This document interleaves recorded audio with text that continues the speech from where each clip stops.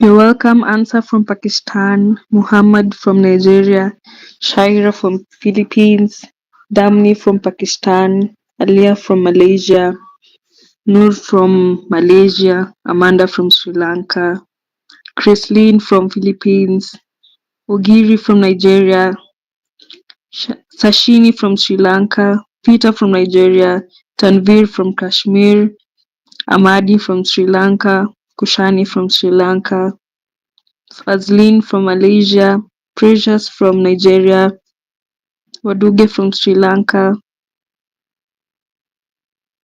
Tejani from Sri Lanka, Sharufa from Sri Lanka. Welcome, welcome.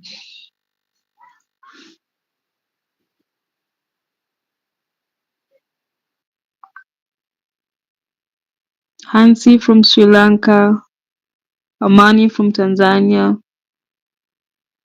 You all welcome, welcome. As you come in, please drop your location, your name. You're all welcome. We'll be starting in 5 minutes. My name is Nyambura Wanderi. I am from Kenya. I am the country coordinator, Environment Key Global in Kenya. You're all welcome. I can see the highest population is from Sri Lanka. Wow. You're all welcome. So if your friends are not yet here, please welcome them. Welcome Lahiru from Sri Lanka, Samjana from Sri Lanka. No, Samjana from Nepal, Shashini from Sri Lanka. You're welcome, welcome. Come in as you drop your name, your live locations, and then we'll start.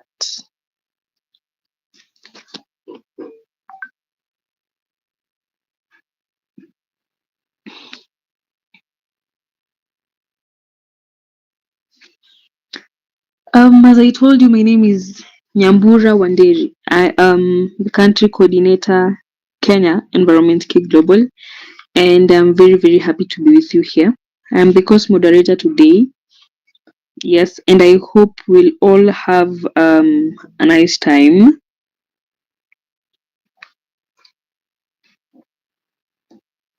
So, our topic today is about environmental issues that affect social peace. Yeah, I hope we are ready with the general knowledge. So, this webinar today will be very interactive. So, if you have any question in between the lectures, please you can raise your hand. Yes, and direct your question to the lecturer. Um, the environmental issues that affect social peace. The webinar today is conducted for the youth of 40 countries to educate them about the current global problem. I would like to Hello remind you. everyone, Hello, hello. I hope you can hear me. it's me Can you hear Majid me? from Sorry? Pakistan. You're welcome. You're welcome. Please use the chat box. You're welcome. Okay, thank you. The environmental issues that affect social peace webinar is being conducted for the youth of 40 countries. And nowadays, it has been conducted very successfully to educate the youth community about the current global problem. I would like to remind you again that this webinar on environmental issues that affect social peace, which was held throughout the month of June in conjunction with the International Environmental Day, was very successful. This course is brought to you by Environmental Key Global in conjunction with Environment Day 2024, in conjunction with the United Nations Environment Programme and the Sustainable Development Goals. Nepal Forum for Restorative Justice provides excellent support for that by providing expert knowledge. The Environment Key Global Organization, which has been established in 40 countries in the world since 2022, was created based on the concept of Mr. Jayasankar Sandun Jayasuriya. Environmental Key Global Organization plays a key role in the world with the main objectives of equipping the global youth community with environmental knowledge and empowering rural people to control climate and environmental impacts. Today's lecture is scheduled to be held as an open discussion. Please mark that as an open discussion. So if you have any question, if you have any concern in between the lecture, please kindly raise your hand so that we can address your issue. Today's lecture is scheduled to be held as an open discussion. Yeah. This will be an opportunity for you to ask questions through the lecture and further discuss your concerns about environmental issues affecting social peace. Um, Before starting the webinar, I'm going to remind you about our preacher. He can be identified as the best expert for social peace in Asia, who proposes solutions to many current global problems through expert knowledge. Mr. Tam Tiwari, our resource person, is const- um, is constantly working closely with SAARC region and UNESCO and has done an excellent service to maintain peace in the world. Born in one of the most beautiful countries in the world, that is Nepal, he is a scholar with excellent knowledge of social peace.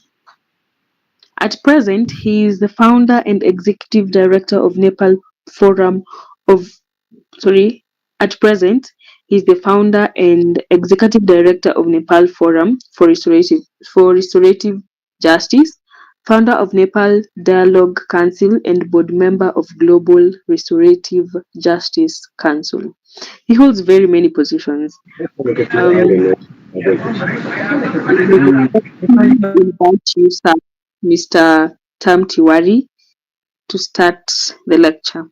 Please, as we welcome our lecturer, let us drop our favorite emojis in the chat box.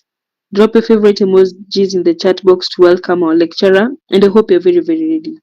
We respectfully invite you, sir, Mr. Tam Tiwari. The floor is yours. Thank you so much. And I would like to also um,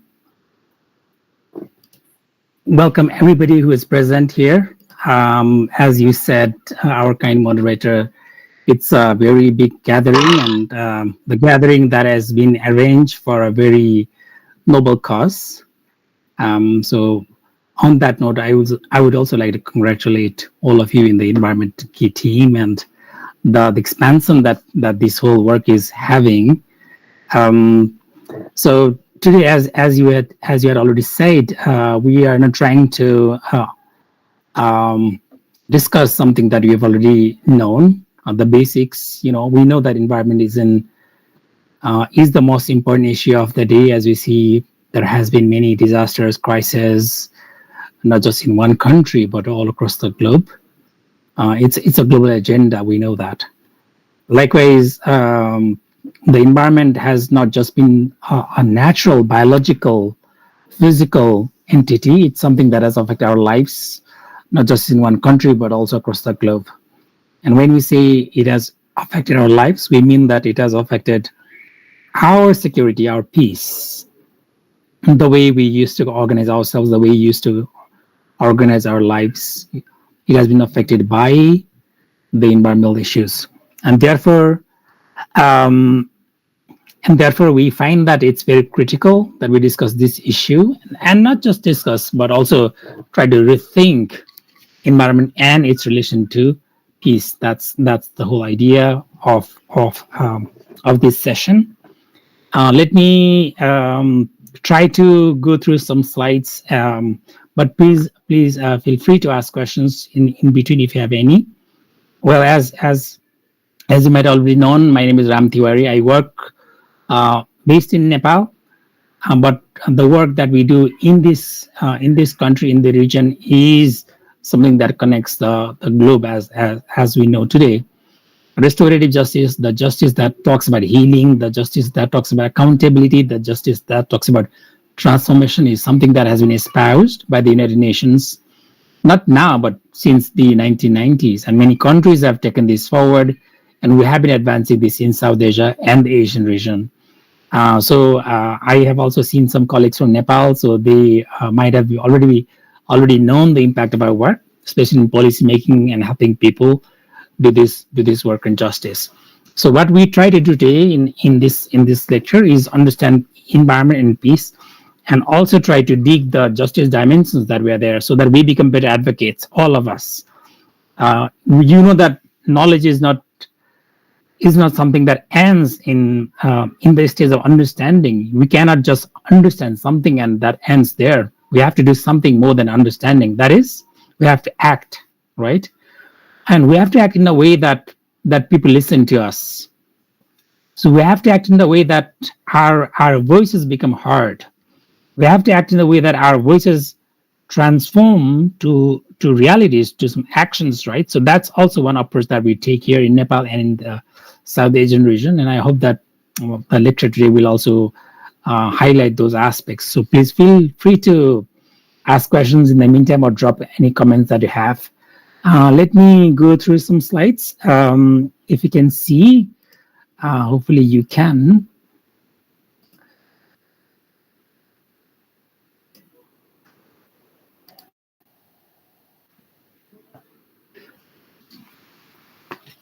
Sandin and colleagues, please let me know if it's visible to all of you.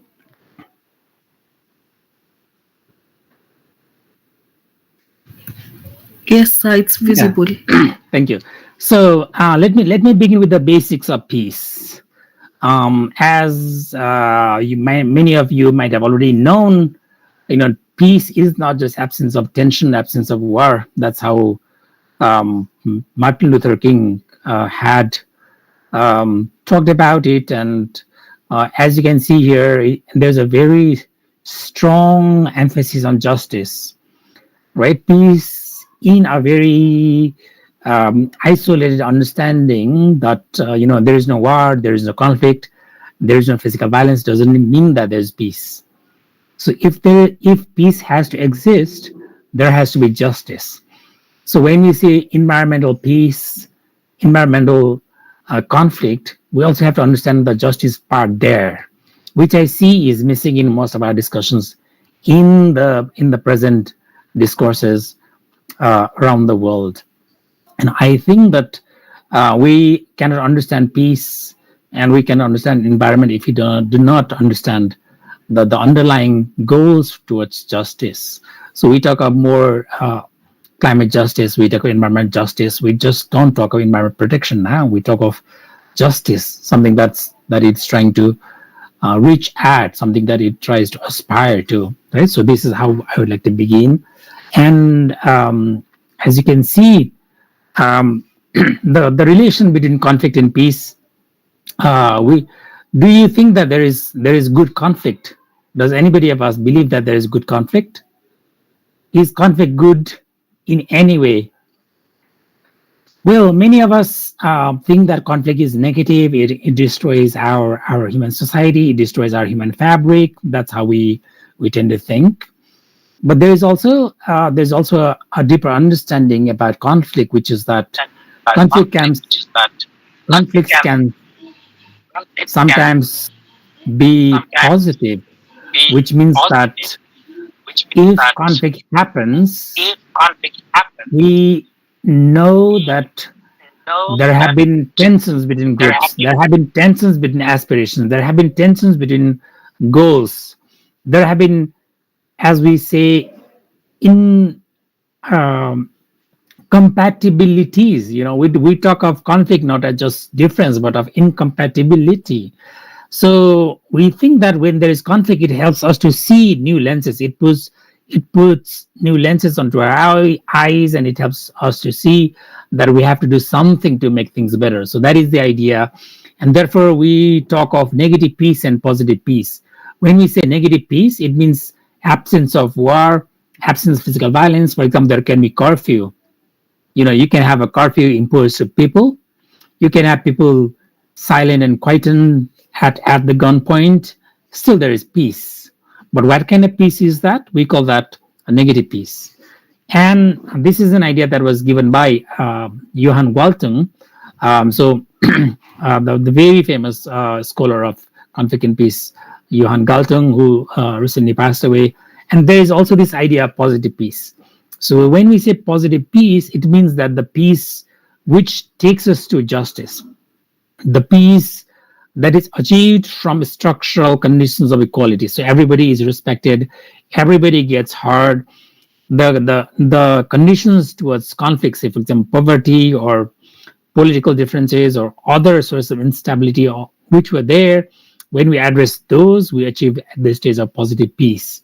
So when we have to choose between negative peace and positive peace, we have to be very conscious in saying that positive peace is the way, positive peace is the end, right?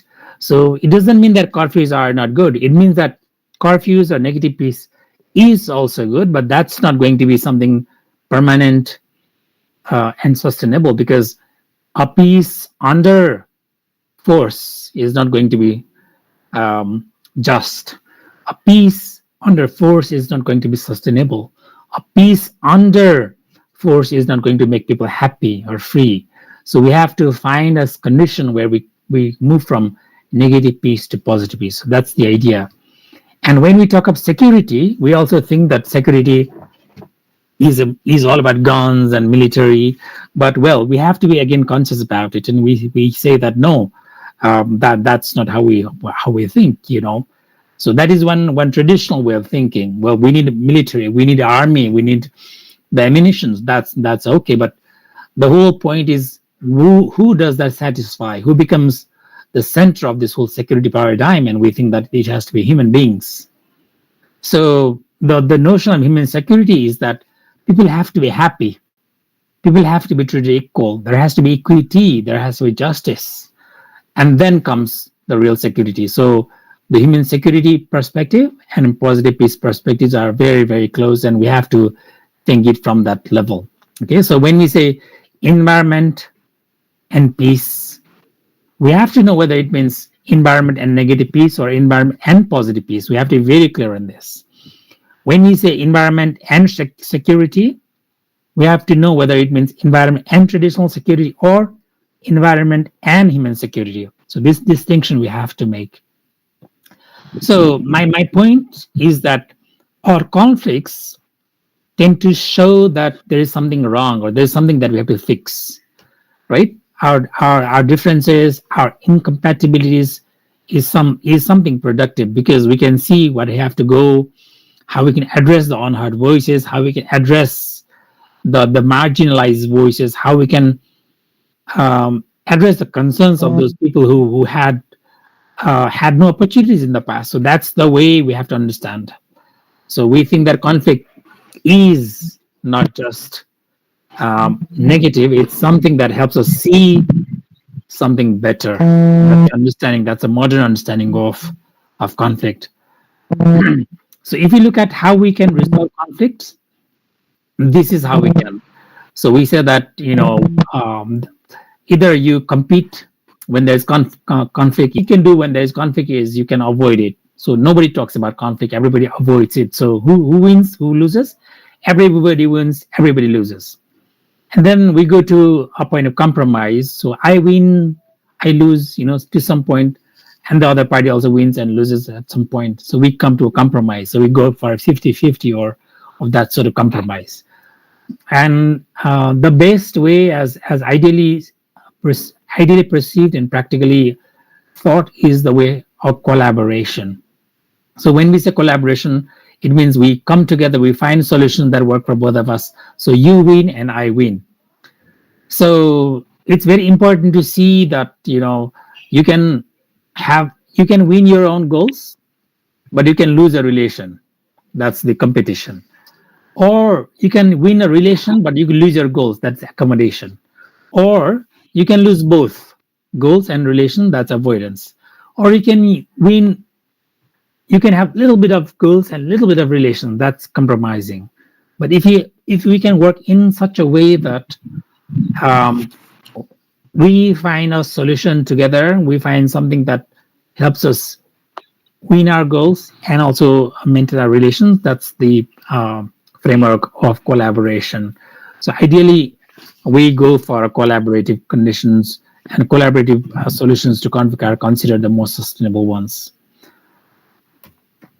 Let's now bring environment to this whole picture. So when we say environment, we know that it comes up with so many factors, right? And when we say problems, there are many problems. Like pollution is one. The rivers get polluted, we also talk of sound pollution. We also talk of air pollution. So pollution is a real thing that's happening. We also talk of wildlife harms like wildfires. We see that around. We might have seen very recently in many countries happening this. There are also issues of deforestation. Forests are being um, misused, or the trees are being cut. So we are also seeing the trend. We are also seeing the destruction of protected areas, and the list could go on and on. So if you look at the present condition in the world today, we see that there's a big problem of climate change. Uh, we see that it's happening, up from our Earth's level. We talk of ozone layer depletion. We talk of various other nuclear and chemical disasters. We talk of many hazards. There are so many factors that are on play in terms of environment. We talk of environmental degradation, but do you know that environment and conflict are related? Yes, they are. But when we look at environment and conflict together, we have to be very careful about the kind of conflict it creates. Because the interpersonal conflict, like I fighting with my friend, I fighting with my community, fighting with another community, is a very different kind of conflict. While the conflict that is created by environment happens to be very, very different. So there are many questions, as you can see. The questions like who does the harm, who is doing the whole pollution thing, who is doing the wildlife harms, who is doing the wildfires, who is doing the deforestation, who is doing the destruction of the protected areas. These are the questions that we have to take into considerations, and these questions are very different from the questions that we ask when there's conflict between one community and another community. And does environment cause conflict? Yes, sometimes it does. How? Because environment consists of resources, and people or communities tend to fight for the resources. Scarcity of water, people have to fight for it. Scarcity of forest, timberwood, people have to fight for it when there's scarcity, right? Scarcity of area, arable land, people have to fight for it. So there is a relation between environment and conflict. I hope that's clear. But if you look at conflict and environment, if you put that inversely, there's also a relation. When there's conflict, environments also get destroyed. So when there's conflict and when there's bombs, when there are nuclear plants in place, well, it affects environment altogether, right? So we have to see this dialectic relation between environment and conflict. It's not just environment causing conflict; conflict's also affecting environment. That's what we have to see. So please, can we think that? How many of us thinks that environment causes conflict more than conflict? Environment causes conflict more than conflict affects environment. How many of us thinks that? Which one is more important? I think we have to think of both of these. We have to think of both of these. When conflicts happen, say for example, people tend to use in conflict conditions. People tend to use the rebels tend to use forests, resources, mines. We've seen this in Africa. We've seen this in Southeast Asia. We've also seen this in South Asia and Nepal, where the rebels go to forest. They use the forest products and sell, and they make money. We've also seen this in the Americas. Where the rebels use various cocoa and other forest products and minerals and make money, and then that will also help them perpetuate or fund their conflict or fund their operations. So conflict has a very strong relation with the resources also, right? So we cannot say that environment is alone and conflict is alone. We have to think of this in a dyadic relation. So that's another point. And generally, when we talk of environment harms or environment conflicts, we say that the polluter has to pay. So when we say polluter has to pay, it means that the person who caused harm. Remember this question that we asked: who does the harm? who generally causes the harm? We think that it's the company, it's a state, it's the big entity, it's the agency, right? So who does the harm?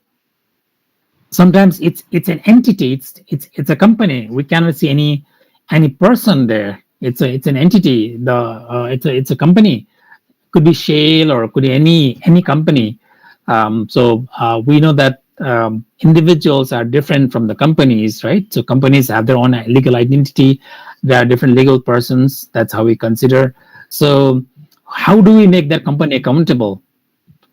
Why do everybody passes away? What if everybody resigns from the company after the company causes harm? How do we make this company accountable if there's nobody serving there? Remember the trick. Remember the seriousness of this kind of incidents when this happens from environment research point of view. So we have to be very mindful of that. We generally say that it has to be the polluter, it has to be the wrongdoer who has to pay. That is the polluter pay principle, and we always think that this company, this cement company, this big entity has to pay or has to be a responsibility. But we have not seen how, or we haven't asked how this person, how this entity, how this organization can actually pay for this. How can we make this person accountable? How can we make this entity accountable? That is one question that we haven't asked. So there's a company called A. There are like 5 big board members, but now none of them are associated with company A, and they've already resigned and they've started company X. But if A as a company has caused some harm, say the sewage from the company has chemicals and it's spilling into the waters, in the rivers, how do we make this company accountable? Because we didn't see those persons were there. Now there's new board. There are persons FGH and FGHI and K. Could be anybody. So how do we make this accountability stand in this place? Is one question that we have to ask. So this is the accountability part, the wrongdoer part, the harm causing body, right? And if you look at the other side, who gets the harm?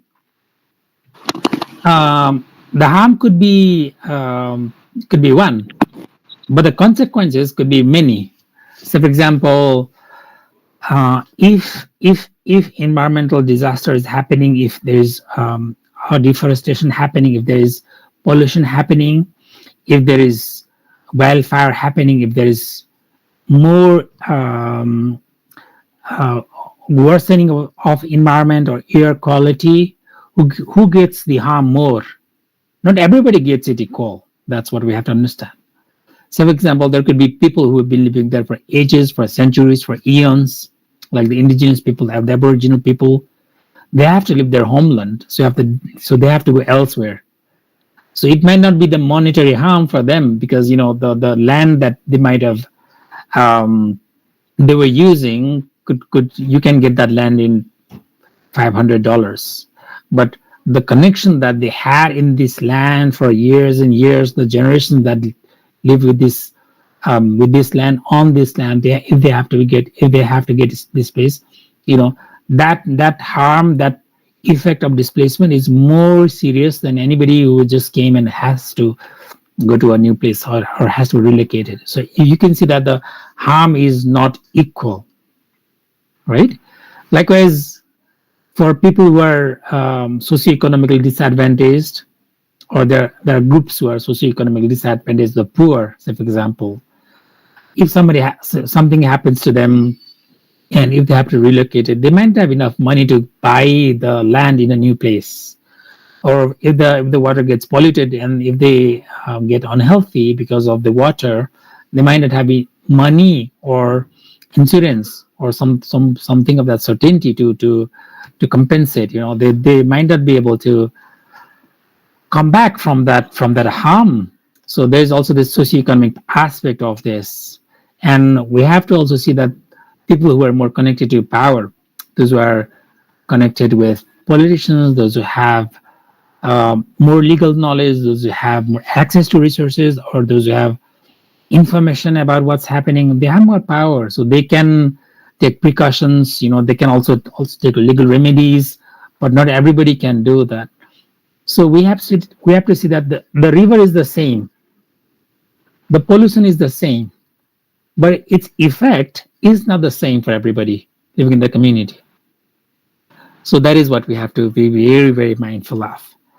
So now, when we say that environment is there and it's causing some harm, could be conflict, could be crime, so we also have to see two things: who is causing the harm and who is getting the harm. And when we say who is causing the harm, we have to be very mindful of the fact that the harm doers, or the entity who caused harm, how do you make them accountable? How do you make them responsible? Right? Everybody can deny, you can just quit the company. And on the other side, who gets the harm? Again, the harm is not a single monolithic, as we call monolithic meaning the harm not having uniform effect. Harms have very differentiated effects on very different kinds of population. There's a differentiated harms. So we have to be mindful of that. And this now brings us to the questions of justice, actually. Okay. Um, so we have to think of this, and we'll come to this again later. So when we talk of justice, so we say that we can go to the court, and the court will decide based on the evidence that is produced before the court by the lawyers, by the public prosecutors, whoever they are, and those who were harmed can get justice. Those who were displaced can get justice. That's one perspective. If you look at it on the left, that is the traditional way of looking at justice. If you look at the right side, there's a very different paradigm of justice. As you can see, on the right side, the judge or the lady justice is sitting down on the floor or with the people in a circle, trying to talk to them and see what has happened to them. So it's not a blindfolded approach where you would want to make everything equal. The second approach, as you can see on the right, is about opening your eyes and seeing what's happening to everybody. Right? It's opening your eyes and seeing how can we be more responsible? How can we be more just? So these are very, very, very different paradigms of looking at justice, of or looking at the remedies, looking at the ways to resolve these kinds of harms or conflicts or crimes. Okay, so you might also want to see that there are many articles about about the need of justice as the basic human needs. If I'm displaced from a locality, I might get money, but I may feel that I was displaced, I was thrown out from my ancestral place, and I still feel unjust. Although I received all monetary compensation, I still feel that justice was absent in my case. Why? Because I was relocated. I was thrown out from the place I was born, or I was thrown out from the place my ancestors were born, or I was thrown out from the place my the whole lineage was based. I was thrown out from the place where we grew our culture. I was thrown out from the place we developed our civilization. So that justice is not just monetary. That justice is not the plot of land. That justice is not the clean water. That justice is not the polluted city. It's something very, very different. So we have to be. If you want to see more about this article and about the book, you can also go through this. But the whole idea that I'm trying to make is that justice is now considered a basic human need, which is that I have to feel that justice was served to me. I can't just believe that there was a decision that came out from the court. I was paid a compensation by the court for the relocation. I was paid a compensation for the cutting of trees. The blue, the left side of justice happened, but that has not satisfied me, because It has not touched my life. It hasn't touched the reasons why I was displaced. It hasn't made me happy. It hasn't made me satisfied because it uprooted me from everything. So that need of being heard, being respected is the justice that we talk now. So generally, when we say justice, we say that it's mostly the police or the court, and then there are private lawyers, and both of them argue in front of the court in a common legal system actually, and then there's a decision that comes out from the judge. So that's the traditional way of looking at it. But if you look at it from a, and this is also we call this a very retributive adversarial. Why adversarial? Because these adversaries, they have to fight so that they can produce better proofs or evidence, and then the judge can um, give, so to say, give justice. That's one idea. But if you look at a very different paradigm of justice, this is how we see. So there are victims, there are offenders, there are community. So those who are involved, those who are affected, those who were harmed are brought together and they're asked what their needs are, and then we all of us come together um, to an understanding that works for all of us. That is one very progressive, like we were talking about the collaborative model. This is a collaborative model of justice.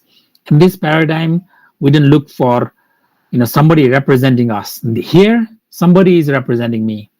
Somebody is representing somebody, and both of them, the representatives, fight and um, on behalf of others, and justice is solved, right? But if you look at this perspective here, no, I have a voice and I have to say, if I was replaced from my locality, if I was replaced from my community, I have the voice and I have to be given a chance to speak for how this whole relocation, for this whole degradation, this whole deforestation has affected me. This is what I have to have. So this is the bringing the community, bringing the real stakeholders at the center. This is the restorative justice idea.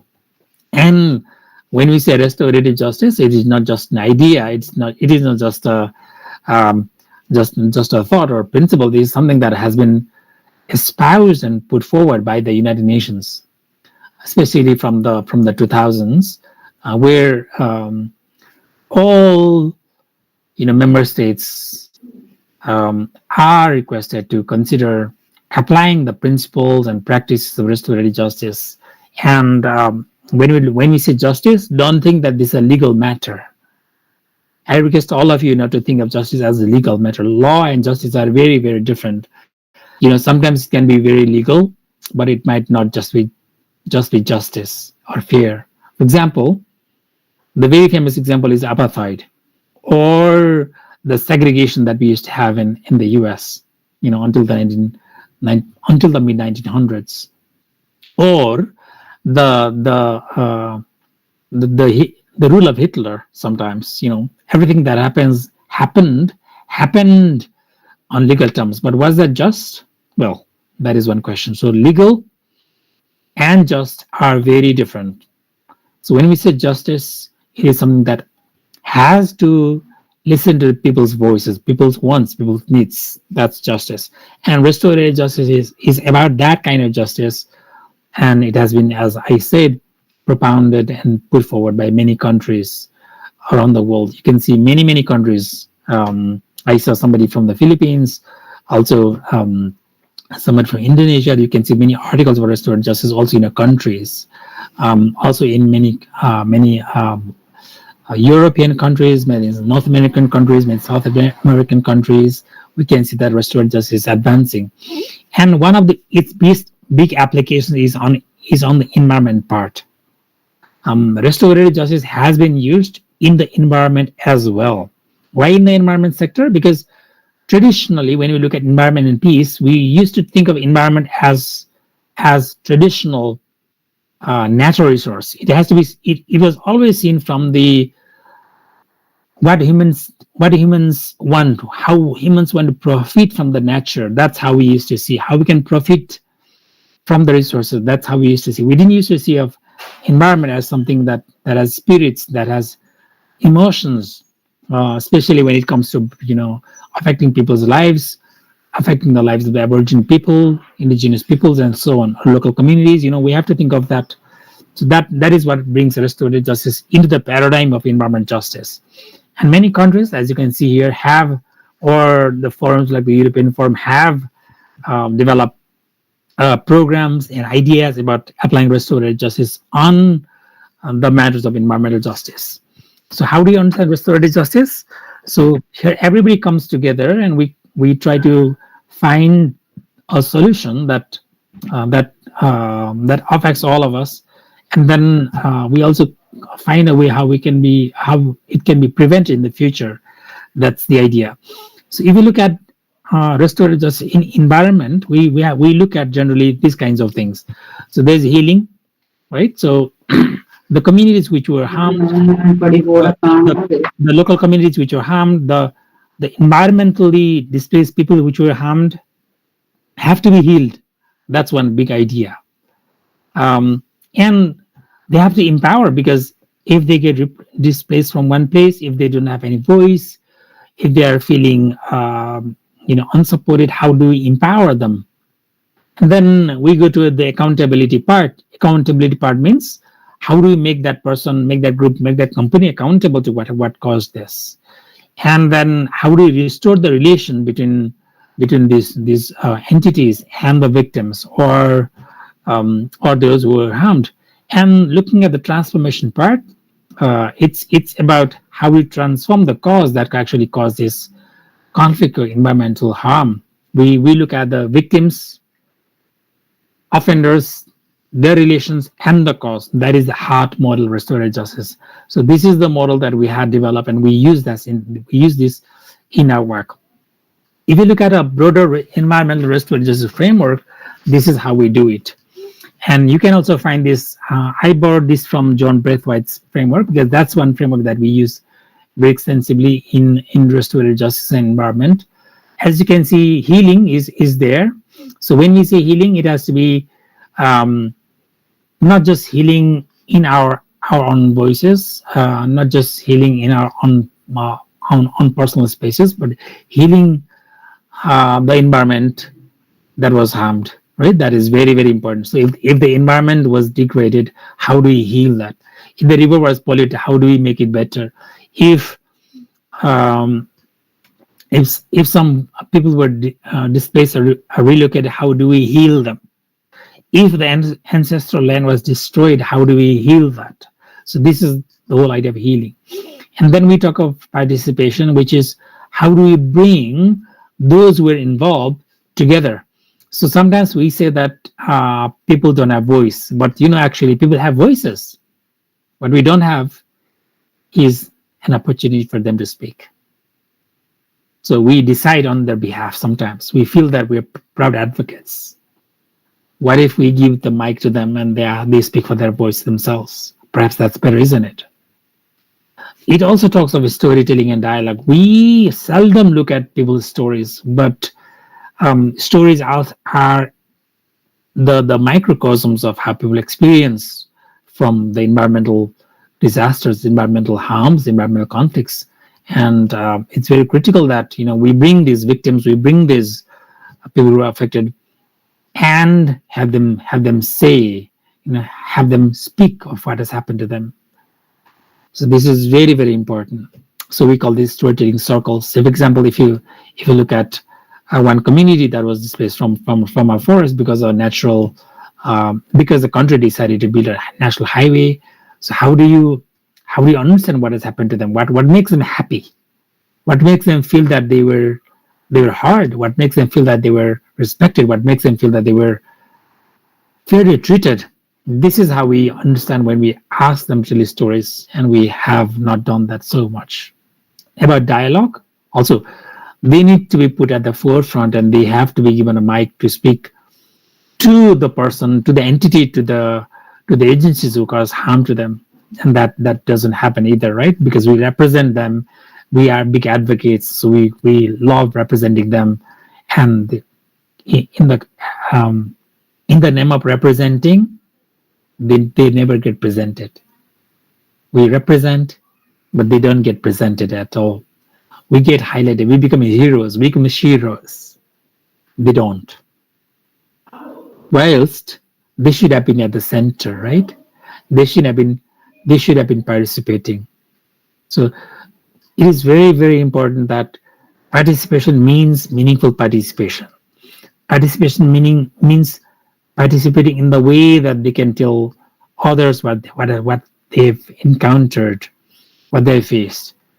Participation in the way that they can talk to the others. They are empowered in the way that they can talk to others. And if you look at the other side, who cause harm, who displace, maybe state can displace people, right? State can cause environmental disaster sometime. So how do you make these accountable? Sometimes, asking them to apologize, asking them to sit with the victims, asking them to sit with the affected population, affected communities, and and be in a situation where they can listen to the stories without being judgmental. Being open to listening is how you become accountable. And acting after you listen to those stories is how you become accountable. But does it happen? Well, the question is all up to us, and you know the answers, right? How much we have become accountable. So we do a lot of sloganeering. We love slogans, but how do we make these make the duty bearers accountable? How do we do that? Sometimes we also need to come up with some solutions about how do we make them accountable. Only demanding might not give us the fuller picture. Maybe the state doesn't know. Maybe the state knows, but it doesn't know how to complete the whole process. So that is where we have to creatively play our roles and make them, work in the way that it creatively addresses the needs of the people who are harmed. That's the role of all of us. Like all of us who are now listening or who are in this movement for environment, who are in this movement for peace, we also have to think very strongly how we make others accountable. When a demanding doesn't make everybody accountable, listen to this. Demanding alone is not enough to make somebody accountable. Because if you demand, we force, right? If we demand, we put a pressure on them. But if you convince, perhaps that's better. If you convince and demand, maybe better. So demanding alone doesn't present us the fuller picture of making somebody accountable. This is the whole picture of it. So healing for us, people who are displaced, people who had to lose their lives, their families, that's healing. Environment, the land that is destroyed. So you reforest, you plant trees, you distribute saplings, you honor that land to the name of the people who were relocated. So that's how we heal people and the environment. How does this happen? Direct participation. You cannot be representing them. We have to present them, not represent them. So you become more and more irrelevant. That's how you say. I don't want to outshine the people who are actually harmed by this. I don't want to outshine them. I want them to shine because it's their conflict, it's their agenda, it's their matter. So in 1977, actually, Niels Christie, one famous sociologist from Norway, wrote an article called "Conflicts as Property." Maybe you can also look at it online and see. There he says, and that has been a foundation of many restorative justice and participatory justice framework, that conflicts are property of those who were involved. They're the property. What we do, we tend to take it from them and we make that our profession. So if we bring those conflicting parties, the real stakeholders, and have them see, perhaps that's a better solution. So this is how we have to see.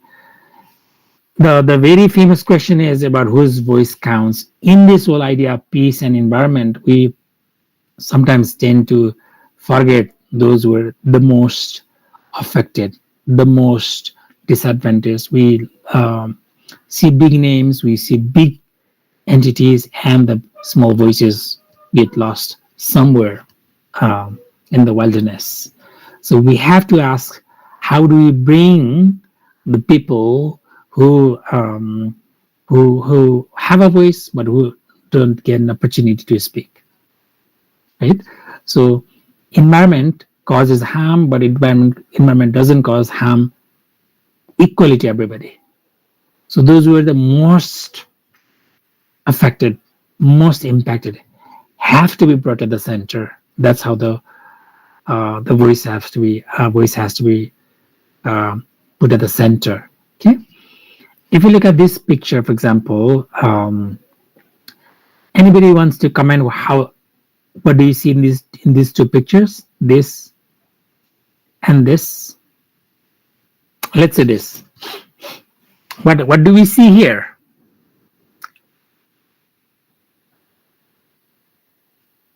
Well, there's a the main strip of people's path, right, on the green grass. But as you can see, you can also see some small wooden blocks, maybe to stop people from bicycling, or to people from running or whatever. But if you see on the left, people have avoided that, the blocks. So the blocks and the rules were made by the state, for example, as an analogy. But if the real stakeholders don't want to walk that path because it's inconvenient, they'll make their own path. So the whole idea that we have to look in the environment and the peace paradigm is to see who's getting the most affected, whose voice isn't heard. As we say in conflict and peace science, if we sit on a table and if we talk about an issue, we have to ask who is missing on the table. In India and in South Asia, we've seen many cases. For example, Bhopal gas leak was a big case that happened in India in the 1990s, and people are still suffering. But who is deciding on the people? Who is deciding about the fate of these people who are affected? Not the victims as much as they should have been. It has to be the victims, actually. That's how we see. So the whole point that I'm trying to make is, or we're trying to make here together, is we should not consider environment as trees, air, water alone. We have to consider these in connection to people's lives. One. Second, we have to see environment in connection to peace, not just as physical peace, negative peace. We have to see environment and peace connected together in the way that people feel happy, people feel secure. From the human security perspective, people feel secure from the positive peace perspective, not just because they're given a loaf of bread or a place to stay. Doesn't mean that they could be happy. They might be looking for something else. They might be looking for some of the joys. So that is where we have to look at environment, peace, and justice together. The triangle has to be between environment, peace, and justice. Okay, because true peace, as we saw in the first slide, is attained how? By aspiring to justice. That's the true peace. It's not just environmentally okay, peacefully okay. That's not going to be satisfy everybody. That's not going to be the ultimate goal for everybody. It has to be somehow linked through the voice of through the lens of, through the perspectives of justice. That's how we used to see. So let us all of us move together towards that path. We see that environment is such a big topic. It is something that we cannot avoid because it's affecting our lives. We can see in Nepal and in South Asia, people are facing this very unusual flood, famine, and all.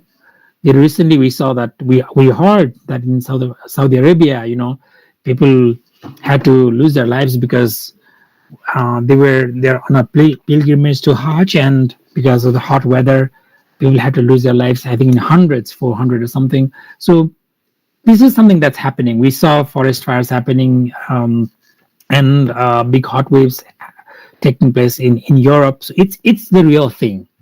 But remember, it's a real thing, but there are people who are getting more affected by this. It has disproportionate effect, sorry. That is the whole point. And who is getting disproportionately affected? Those who are at the lower stratum, the poor, economic disadvantaged, the powerless are getting disadvantaged the most. So, for example, if there's hot in your city, you can have a good AC, and it's affecting the hot weather is affecting you, but it's not affecting you that much compared to somebody who has to live in a aluminum roofed small hut. The effects are very, very different there. It's very disproportionate. You might get displaced, you might get relocated, you might get water polluted, and you might get unhealthy, or you might get sick. But if you have money, you can get the treatment. But if you don't have money, you might not get the treatment. So if you have money, justice is easy. If you don't have justice, it's far-fetched. So let's bring this justice angle together in these whole discourses of peace, in these discourses of justice, in these whole discourses of environment, so that we achieve holistic peace together. I would like to think that it's very important, it's very critical to understand the centrality. You know what centrality means? Who has to be at the center is the main question that we have to be very mindful of. Hopefully, we'll be able to move towards that direction in the days to come. And as somebody said famously, we as very young advocates of justice and peace and environment, we make our own path, right? Like the path that we see here. We make our own path. We make the path for justice. We make the path for environmental justice. We make the path for preferably environmental restorative justice. And that's how I would like to end. Thank you so much.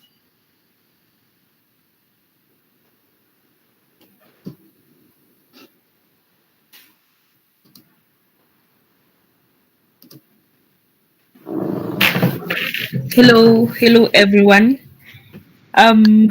I hope you have actually learned something. So if there's anyone with a question, raise your hand. And the others, as we listen to the questions, let's drop a comment in the chat box. Please. 2 minutes time for anyone to ask a question. Anyone with a question?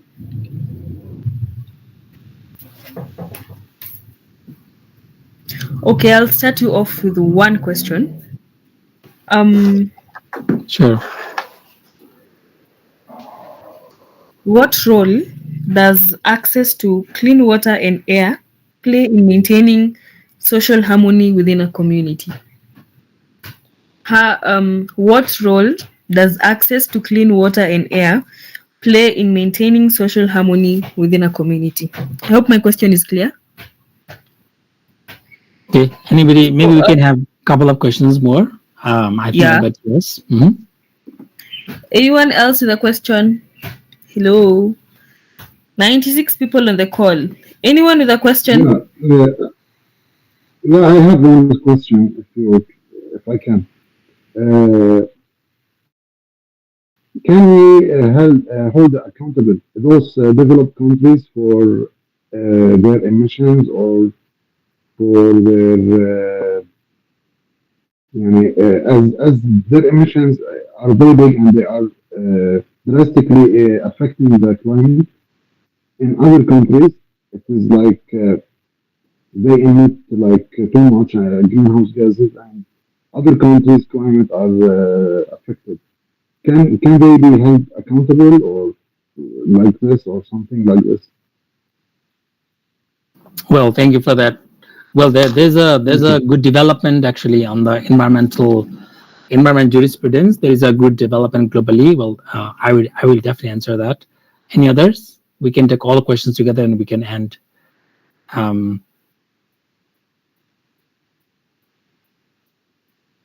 Okay, let me begin from your question, Mohammed. Thank you so much for asking that, and thank you so much for picking up the accountability part. because that is something that we have missed. I would say largely. Um, we don't talk of global justice so much. We don't talk of that. But now there's a growing call about it. There's a growing call that the whole carbon emissions, the the climate crisis has to be seen from the justice perspective, and which means that not all countries are equal polluters. Like we say, polluter pay principle. Not all countries are equally polluting, which means that some are more responsible than others, and that's why we talk of uh, uh, uh, the gains, the credit, carbon credits. We talk of that, which means that those who have um, emitted less have to be compensated, and that jurisprudence is rising these days. And we see that the development aid is also justifies on those grounds, which means that those who have um, contributed less tend to get more support. That's one direction it's taking. But I have to say that this is just a small beginning, and we know that the global justice is founded on the parameters of global politics, and some countries are more powerful than others. We know that very, very clearly, right? The Security Council, the big powers that are there. So let's be hopeful and let's keep advocating. But if you look at it from a community or national, regional perspective, that's something that can be achieved, right? So we might not be able to achieve the global superpowers, making the global superpowers accountable. Perhaps we can do something in a community. Perhaps we have to see things differently and make somebody more accountable. Perhaps that's more doable. Let's start from something that we can do. But also in the global scale, there is some development already happening. On your question on the second question about clean water and air, well, it definitely plays, and the lineage, sorry, the link is pretty clear. If you have clean water, clean air, people are happy. They can live more healthy lives. If they can live healthy lives, they can perhaps have like better jobs or live longer or work better, and then it can provide some kind of social harmony. But we have to think that this is not just enough. It does lay that foundation of having harmony, but it doesn't guarantee. It's about it's about the supportive system that we have to have in place. Clean air, clean water, food. The food security is a big issue these days. We'll have to fight for that. The resources that are there, there are resources in the community, but if there's clean water, clean air, but save the mines, the minerals. Only some group in the community is benefiting. Perhaps that is not going to result in social harmony. So we have to look at various factors. The linkage that well it can support, but that is not just sufficient. We need to have more peace, and peace, as I was saying, is structural peace, which means that we have to have socioeconomic conditions, socio-political conditions right in place so that it addresses the root causes of disharmony, conflict, etc. So that has to be there. Yes, thank you for answering my question. I hope, Mohammed, was your question perfectly answered? I believe yes. Please unmute and tell us if your question was perfectly answered. Mohammed, hello. Yes, it was answered. Thank you very much. Thank you. Thank you, lecturer. So there's a question here in the chat box. From Rajib, what are the career opportunities in forestry and environmental science fields? That's from Rajib. We should read all the questions, right? Perhaps yes. We also have to see that some of these questions you can also easily find answers. Answers on Google or open sources. But let me tell you something. pretty upright, let me say, is that if we don't look at things differently, if we don't look at our careers differently, if we don't pursue our careers differently, we are not going to make any change or impact or purpose. So we might want to go in a sector that's very close to our liking, right? Say forestry or environmental science, or agroforestry, whatever that can be. But if we did not infuse some innovations in that work, perhaps that's not going to take us very, very far. We might get a job and our impact could be very, very limited. So that is what we have to do. And when we say, I also see questions about strategies that we have to implement to adapt to climate changes. Well, cities implement to adapt to climate changes. The infrastructure, the way we are developing infrastructures, have to be very, very planned. It has to be very, very adaptive to disasters, sometimes to risks, sometimes to some floods. What happens if floods come? What happens if there are landslides in some cases? If there is a thunderstorm, if there's a typhoon, these kinds of natural disasters which are foreseeable or sometimes not foreseeable. How do we build that in place so that we didn't have to wait for that incident to happen and then work reactively? We can be very, very proactive. The main instrument in fighting for climate change and climate peace is the awareness. How do we practice that in our lives? How do we become more sensitive to climate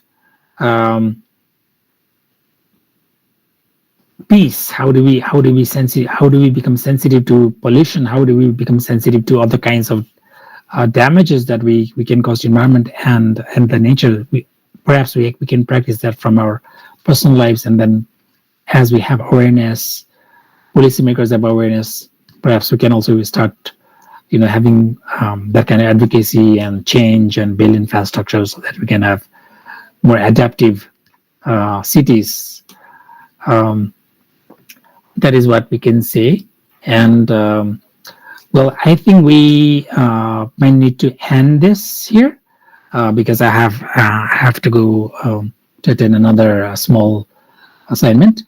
So what I'd like to do is that if you have any questions, please feel free to drop.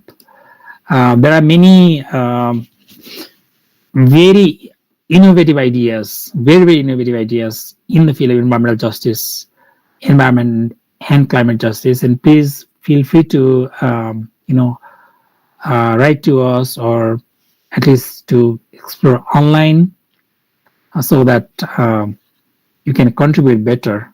As they say, if you change nothing, nothing will change. If you change nothing, nothing will change. Let's try to be more innovative, more co-creative, more adaptive, so that we can produce more everlasting, more impactful changes in this generation that we live, not for the future generation, because we are the generation, we are the present. Youths are not the future, we are the present. Okay, so this is my email address. And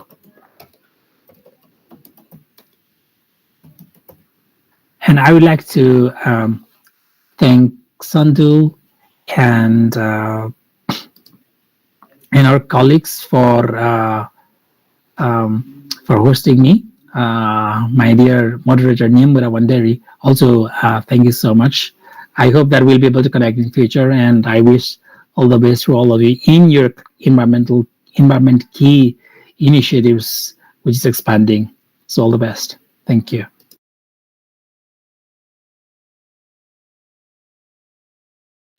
Thank you so much, Mr. Ram Tiwari.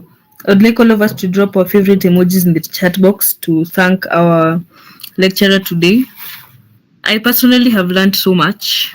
Yes, thank you, Grace.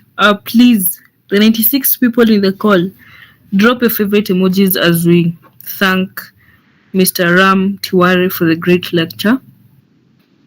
Thank you so much, sir. I hope there'll be another session for this.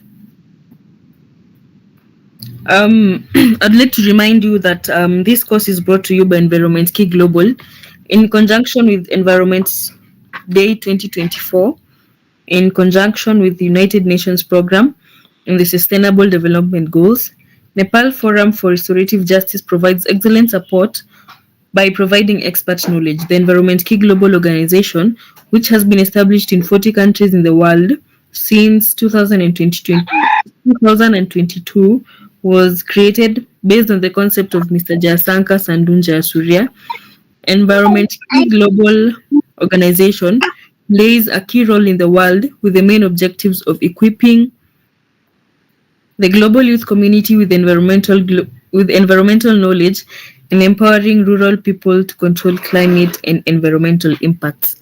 I hope we have gained something from our meeting today. The attendance link is there. Give me 2 minutes to resend it. Yes. Have we all dropped our favorite emojis to our preacher today? Thank you so much, Mr. Ram Tiwari, for the great lecture. Thank you too, and thank you everybody. Thank you so much. So if you have questions, you'll drop them in the group and then we'll forward them to our very able preacher, Mr. Ram Tiwari. Please sign the attendance list.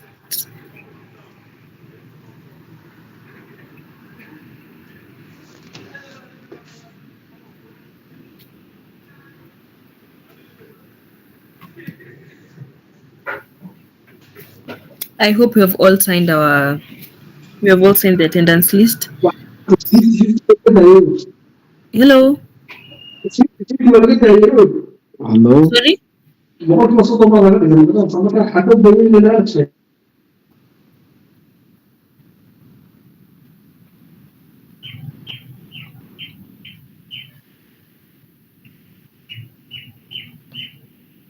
It seems you have all signed the attendance list. So as we leave the meeting, let us all unmute, tell our preacher thank you, and bid each other goodbye. Thank you. Thank you. Thank you. Goodbye. Goodbye. Thank you. Thank you. Sorry, guys, please, how do I sign the attendance?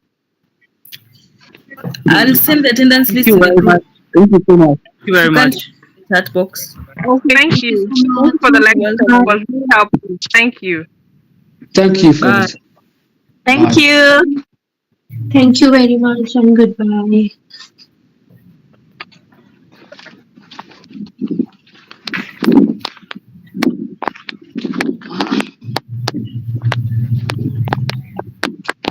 The attendance list is in the chat box.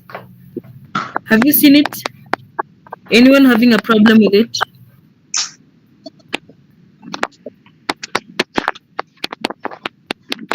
If you're done, we can leave the call. Goodbye.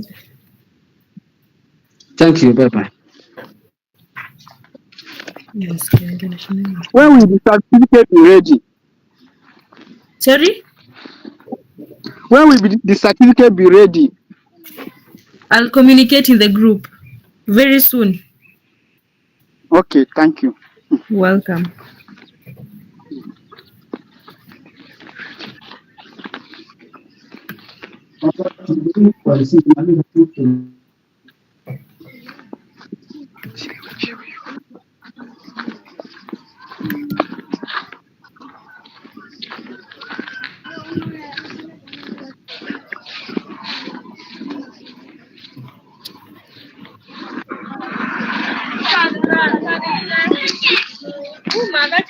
Please leave the call.